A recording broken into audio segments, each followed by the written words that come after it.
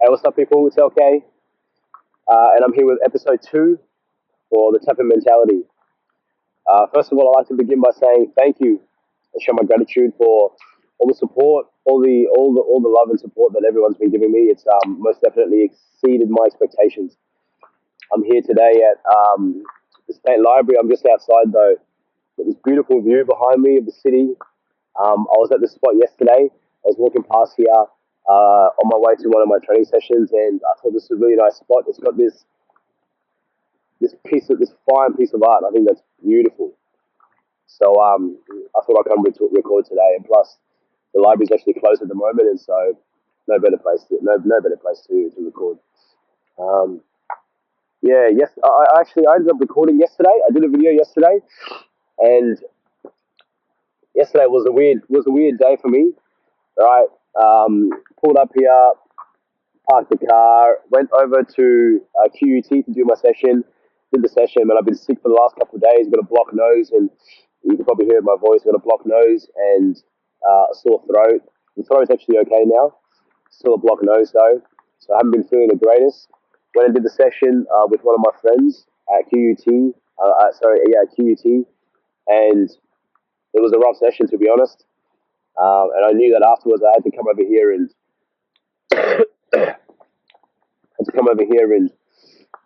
record the video, and so it was definitely a mental challenge because I struggled even during the session, and and I had to compose myself and get myself ready to do the video. So did the session, came over here, expecting the library to be open. However, the library was closed by the time we were finished, and so that threw me a little bit, put a spanner in the works, and then so I said, "Fuck it, it's time to pivot." So I jumped in the car, was trying to leave South Bank, and fuck, like the traffic was ridiculous. Right, it took me half an hour just to get out of here, so I was like, fuck. And in my head, the whole time I was trying to think of where I could record. I ended up like looping around for a bit. I ended up going to West End. There's a riverside walkway down there, or some like park type shit, and I pulled up there, sat there for a bit, ended up recording. Only thing was, because I've spent this whole week trying to like figure out how I want to do this. I've been racking around in my brain trying to figure out how exactly I want to structure this channel and what I think. Just trying to put together a strategy essentially. And like initially I thought that I would like give a paint a picture of my journey. You know what I mean? From when I was young, because I think it's all relative, right? From when I was young up until my adolescent years, into my high school years, into my late teenage years, into my early adult years, essentially. Um, but and then on top of that, I've been receiving feedback that I should write a script, and a script would help structure just the video in itself. And so I did that. I put some notes there, and I was doing the video, and it just wasn't it. It wasn't it, right? And so I went home last night, and like I didn't upload the video. I watched it over a little bit, and like that's the difference, I suppose. The first time when I recorded last week, I didn't even check the video. It just felt right, and so I fucking just boom recorded and pressed upload, and that was that. I didn't even think about it, right?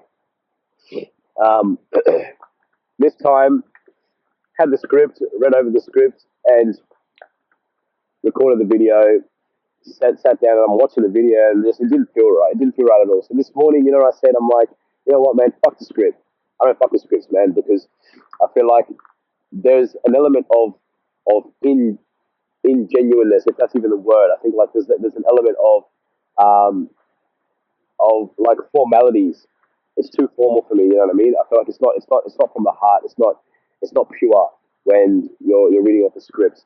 And look, I understand the concept that I understand like the idea that maybe it does structure add some coherence to the video, but it's not for me, man. Like me, I'm strictly on following your heart, and the words that come out of your mouth at the time that they come out of your mouth were the words that were meant to come out of your mouth, and that's that, right? And so I think that for me, I strictly want to. I don't want to. I don't really want to follow scripts anymore. I'm just going to say what I feel like I need to say. Whatever comes out of my mouth is what needs to be said. If there is someone out there that can relate to it, fantastic. You know what I mean? If it doesn't relate to you, then that's all right. You know what I mean? Keep it pushing. And that's what it's all about. Like I'm not trying to. I'm not trying to help. I'm not trying to save the world. I'm not trying to change the world whatsoever. There is no. There is not an ounce in me, or even an ounce in me that wants to change the whole world. Right? The reason I'm doing the reason I've introduced the tap in mentality to the world is to show, even if I could just to show one person the possibilities, then that is what is enough for me. One person, and for me, it's a very I'm very very minimalistic goals at the moment, right? I'm not my dreams are not too grand. Yeah, and so yesterday in the video I did yesterday, I spoke really about my childhood years and all the shit that was going on at that time. Which, like I said again, I think it was very relevant in laying the foundation for who I was to become then and now. And I think it's very important to try touch on that just a little bit, even for the purpose of giving you guys an idea of me and what I'm about and I've come, how far I've come, I guess, you know. And then on top of that, secondly, I think that in that story, you know what I mean, I'm sure that there'll be someone out there that can relate to to to to my experiences and can grasp the fact that there is always light at the end of the tunnel. There is always a way out. There's a quote that says, "This too shall pass," and it's a quote that I really really like because it reminds me that no matter all the shit, like you know, like when you look back in your life and when you sort of take yourself back to times when you were in the most deepest of holes and most darkest of places, and you thought that they would never end. Look at you now, right? Look at where you're standing at now. And so even like when I was in jail, man, I remember like after getting sentenced, I think I was in for 18 months. The fourth time I was in for 18 months, and I remember getting sentenced. I still had 2 years to go, and I remember thinking like, "Fuck, man, how am I going to do this? How am I going to get this time done?" I remember thinking like, I can't do it. I can't do it. There's no way I can get this time done. I remember vividly thinking those thoughts, right? But then look now. What is it? Fucking 2 3 years later, whatever the fuck it is, and I'm here now, and I made it through, right? And so I guess it's just a subtle reminder that this too shall pass. No matter what the fuck you're going through in life, there is light at the end of the tunnel. You just have to shift your perspective, right? Don't focus on the now. In those times, try to think about the future. As hard as it may be, it's easier said than done. It's most definitely easier said than done.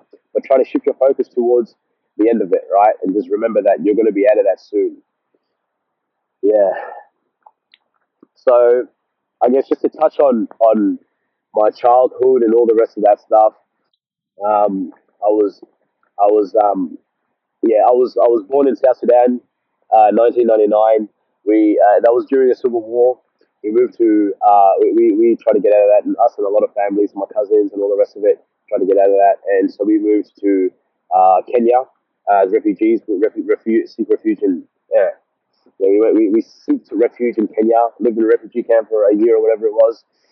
The following year, in 2001, I think we were accepted as refugees to come to Australia, which is looking at that now is a privilege, man. It's a privilege. Um, and it's only the last few years that I've sort of began to appreciate the gravity and the weight of that opportunity we've been given. I think I was saying just the other day, like to one of my friends, that like in a not so ideal world, I wouldn't be here right now. I wouldn't be in this beautiful country. Like look at this country, man. Look at all these buildings. Look at the opportunities. You know what I mean? You look around, there's opportunities everywhere. You know, and like in a not so ideal country, in a not so ideal world, I wouldn't be here. I'd still be in Africa, maybe even dead. Right? Maybe I potentially would have been caught up in the war and all the corruption that was going on, and like I may not have made it. Like I may not have made it to see 25 years old. And so it's definitely humbling. Right? So yeah. Anyway, so we moved to Australia in 2001. Basically, it was just my mum, my dad, and myself. And uh, I guess those years were very. I was still young, and so I don't remember too much. But those years were, from what I remember, they seemed somewhat blissful. It wasn't until I hit about 7, 8 years old that I became conscious of the things that were going on, my surroundings, my environment, and so that's when I began to realize that like my dad was an abusive person. Right, he was not so abusive towards us, more so my mother, which is which I think that's something I still haven't really even dealt with. Uh, yeah. Anyways, so yeah, he was definitely abusive towards my mother, and I guess he'd always been abusive. If I'm 100% honest, he'd always been abusive. It was just I only became conscious of it at 7 or 8 years old, and I guess they say that, and I may be wrong, but they say that like I think it's up until 7 or 8 years old where kids begin to develop critical thinking, the skills of critical thinking, and they become conscious of their surroundings and conscious of social situations and conscious of their environment. And so I guess that makes sense as to why I didn't really notice much before that. So up until 7, 8 years old, roughly, we moved to Holland Park, which is still where I'm at still. Um, and I guess that's when shit sort of got real. That's when shit sort of started to hit the fan. 7 years old, 8 years old, whatever it was, living in Holland Park. There's a whole bunch of broken families, and like at this time, my mum I guess she'd had enough of what she was going through, so she gave my dad an ultimatum. You know what I mean? So we were going to become Muslims, and if he wanted to join us, he could stay. If he didn't want to join us, he could just pack up his shit and leave. We moved to Gold Coast for I think it was 8 months or whatever it was. I think beginning in 2007, and we came back towards the end of 2007, and he was gone.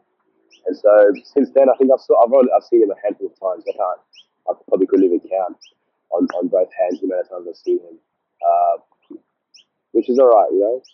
Anywho, it is what it is. Anywho, uh, and so yeah, we came back. He was gone. We began our life essentially with just myself, my mum, my little brother, and my sister at this time, little sister. And my mom, I guess, began her journey as a single mother, which only now, I guess, I'm beginning to realize the courage, the strength, the vulnerability that it takes to be a single mother as looking after three kids. Yeah, I guess I definitely overlooked the sacrifices my mother made for myself and my siblings in those years. Yeah, definitely. So I'm definitely grateful again. Anyways, so father's gone from home, single mother, three kids, surrounded by other broken families, uh, of kids of similar backgrounds, similar ethnicities, similar cultural dispositions, being of African descent, being marginalized individuals uh, from third world a lot of us from third world countries, from Eastern cultures as well. It's definitely I feel like it's most definitely an incubator. It can be anyways for less than ideal ideologies that develop in young kids. You know what I mean? I think when you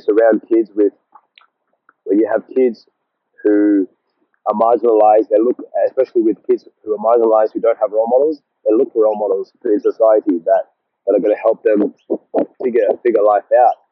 And for us, it was in music, rap music. Rap music was what we could relate to. The rappers, the musicians, all that sort of stuff. Like that's who we could relate to. You know what I mean? They were marginalized. They were they were outcasted by society, and they spoke about those. They spoke very, very passionately about that, and we could relate to that. And I guess we sort of found solace in that genre. And it most definitely, I look back now, and it most definitely corrupted our beliefs and corrupted our ideologies and our mindsets, especially at those ages when kids are so susceptible to influence, and where kids are so vulnerable. It's crucial for kids to have the right influences and have the right role models in society and at home. And if you don't, it just lays a very toxic foundation.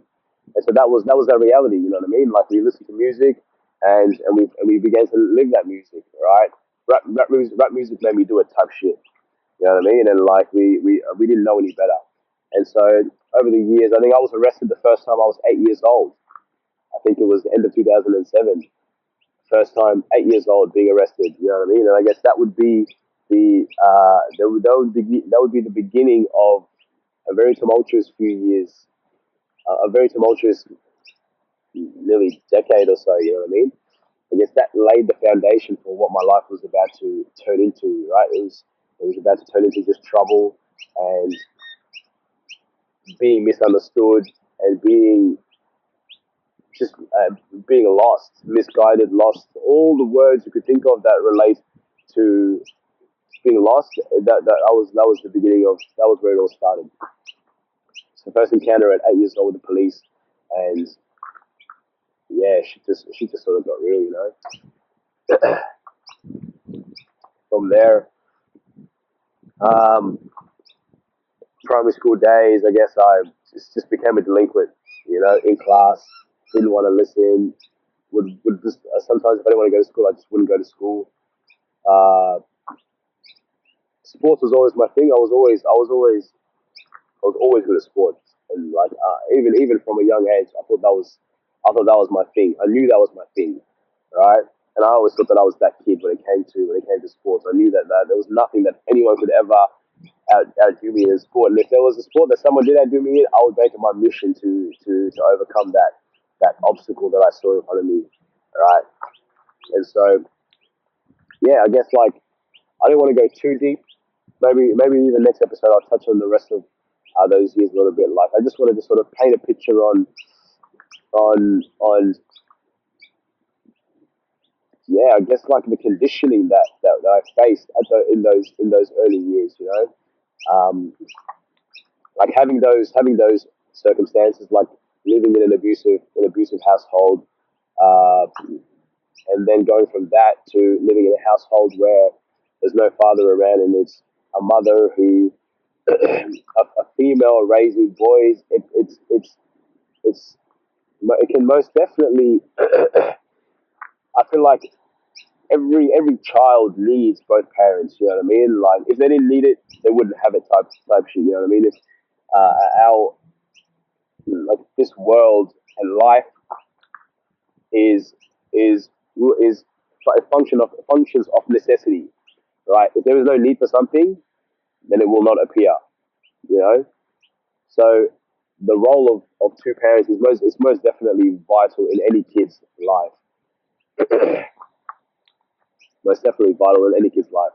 And so I think it's essential for children to have both parents in their lives. But with that being said, if that was not the case, it's not the be all end all. You know, all it means is that at some point the individual is going to have to learn and figure out how to facilitate for the things that they did not receive as a youngster to facilitate for those needs, right? So for me, I did not have that older role model, and so growing up, I looked for a role model and I found the role models in the kids that were around me, and music and all the rest of it. And then I realized down the line, a few years down the line, that like that was not healthy, and those role models were the wrong role models to be adopted. And so the beliefs that I'd accumulated over those years, I had to figure out how to first of all break them down and diminish them, get rid of them altogether, and then begin to develop new beliefs and new ideologies and new mindsets that were going to be productive and that were going to be uh, beneficial for my growth, right? And so that's what it comes down to, right? If you were someone who grew up without a father or someone who grew up in an abusive household, the beliefs and the things that you saw would be conditioned in your subconscious. And if that's the case, look around at your life, look around at the actions, look around at the situations that you're in currently, and question yourself. Ask yourself: Are these? Is this the life that is this the life that I have chosen, or is this the life that has been chosen for me? Yeah. Is this the life that I have chosen, or is this the life that has been chosen for me? If it is the life that you have chosen, then continue, right? But if it is the life that has been chosen for you, then it's time that you have to stand up and start asking yourself, And it begins with a question. You ask yourself something enough times, you're going to begin. You question something enough times, you're going to begin to doubt it. And at some point, when you begin to doubt it, then you can change your focus and begin to put yourself in the paradigm of how can I fix this situation? How can I change this belief? Or how can I progress? How can I move forward? Right. And so, yeah, it begins with the question. It begins with the question.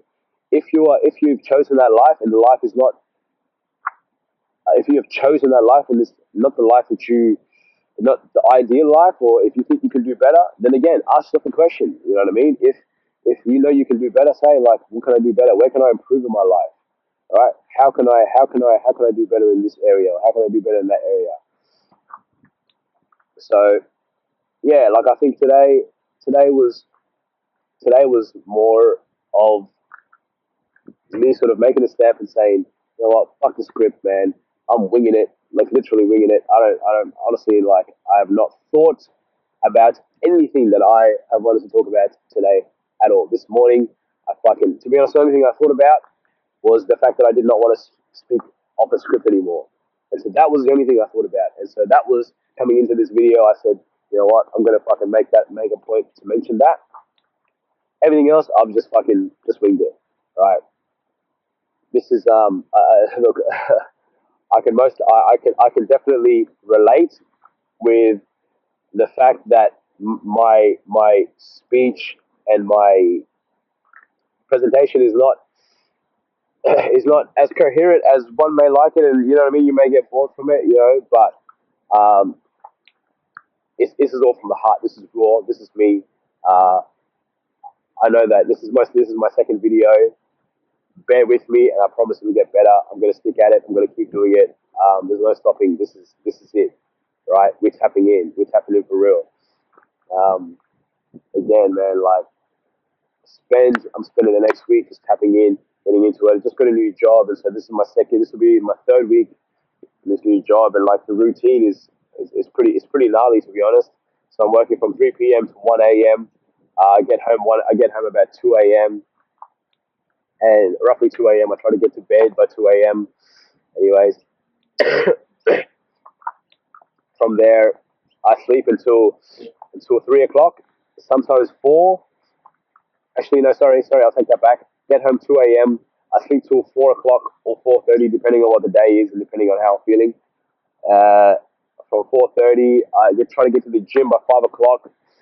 5 a.m. Hit the gym from 5 to 7:30 ish. Try to get home before 8 o'clock. Get the kids, my siblings. I got three siblings that are still in school, so I drive them off to school. It's another half an hour drive. Come back home. About 9 o'clock, I usually get home. At 9:30 sometimes. From 9:30, I sleep until 12 ish, depending on the day, really. Sometimes I get home 10 o'clock and I only get 2 hours of sleep. You know what I mean? So I wake up 1 o'clock. Usually 1 o'clock, I'm up trying to make my lunch for that night shift, and yeah, trying to make food for that night shift and trying to get ready for that day. 1:45 ish, I'm out of the house. I'm gonna be back at work by 3 o'clock. It's roughly an hour drive, especially during that time with the peak hour traffic and whatnot. So, uh, and that's my routine. Like I'm like punching 4 or 5 hours, 4 or 5 hours of sleep. Uh, Monday, Tuesday, Wednesday, Thursday. Friday, I get a little bit more sleep. You know what I mean? But we're training. I'm still doing 2 sessions.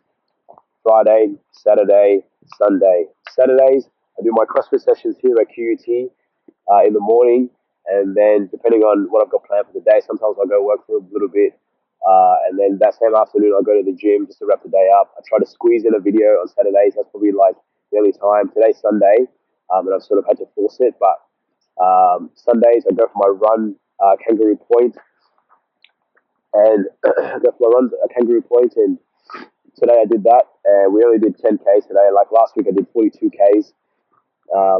42Ks, just under 5 hours. The week before I was going to do 45Ks. I was trying to do 45Ks, but that was a rough day from start to end. I struggled with that one. I only managed to do 42Ks or 43, whatever it was. Prior to that, the week before that, I did, I think that was 50Ks. The 50Ks. and the week before that I did 33k. So like, mind you, I don't train in running whatsoever. I don't train in running. Only thing I train in is my fucking mind. That's the only thing I fucking train, my mind. Right? I do CrossFit sessions, not for the physique that you attain from it. The sessions I do in my CrossFit session, the sessions I do with the CrossFit is not for the fucking body. It's not for the physical. You have to train for the intangible. You have to work for the intangibles. Right? You don't chase success. You don't chase success for the money it gives you. You don't chase material. Right? If you chase material, it's a futile process. Right? If you chase the person you become, the growth that you attain from the success that you are striving for, that is a more worthwhile. That is a more worthwhile process. Right? The growth that you receive from that is you can't put a price on that. You know what I mean? You can put a price on a car. You can put a price on a house. You can put a price on all this fucking material. But you can't put a price on the person you become in the process. That's what tapping is about. That's what it's fucking about, right? When I train to do CrossFit sessions. I do hour-long sessions where you're burning like nearly 1,000 fucking calories. And it's not because I want to fucking burn 1,000 calories. It's not because I want to fucking it's not because I want to fucking have a six pack or eight pack. I want to be fucking 10% body fat, all that bullshit. It's not about that, man. It's about the person you become when you're training, when you're deep in the trenches by yourself. No one else fucking there. A lot of the time I'm training by myself. There's no one there to fucking motivate me. There's no one there to fucking push me. And that's what it's fucking about. You know what I mean? You have to tap into your mind and realize that this is where everything is. This is where growth is attained. This is where personal excellence is attained. Right? You can't chase all this material. You can't chase all these tangible fucking possessions and all the rest of it, and expect to attain your maximum potential. You have to chase the intangibles, right? You cannot seek a relationship. Just for example, you cannot seek a relationship and think that that's gonna give you happiness. Happiness is here. Happiness is here. You choose to be happy by having that thing, right? The choice is yours, right? So you have to choose to be happy at that time. You can still, like, there are people in relationships that are miserable. There are people who are successful who are miserable. It's because they're not choosing to be happy. They're not choosing to be successful. They were chasing the wrong thing. They were chasing the material. They were chasing the thing that was tangible, right? You choose to be happy at any point. At any point, at any time you want, you can choose to be happy. And that's one thing I learned so vividly in jail. I experienced that for the first time in jail, right? After reading one of Tony Robbins' books, I think it's Unlimited Power. Great book. You must tap into that. After reading that book, I learned that like it's in the mind, man, and like that is such a underestimated term right there, man. Like, it is in the mind, right? You can choose to be happy at any point, right? And the best analogy I can give you for that is society at the moment.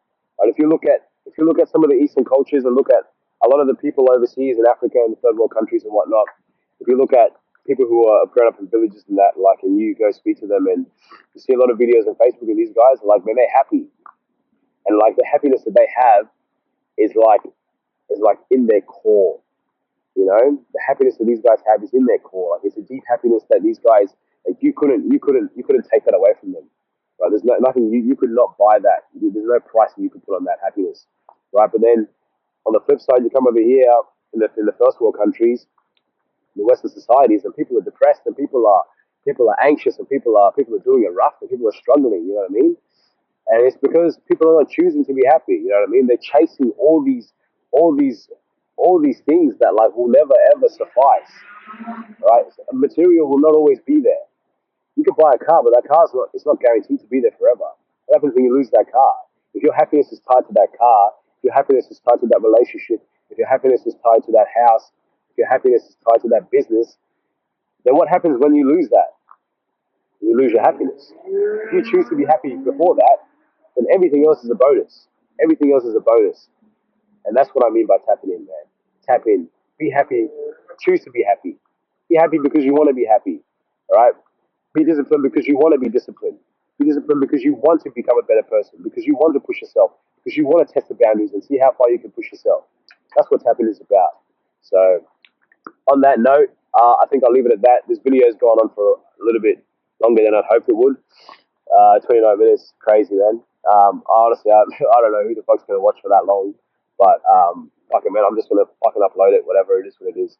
I hope you guys enjoyed. Yeah, man.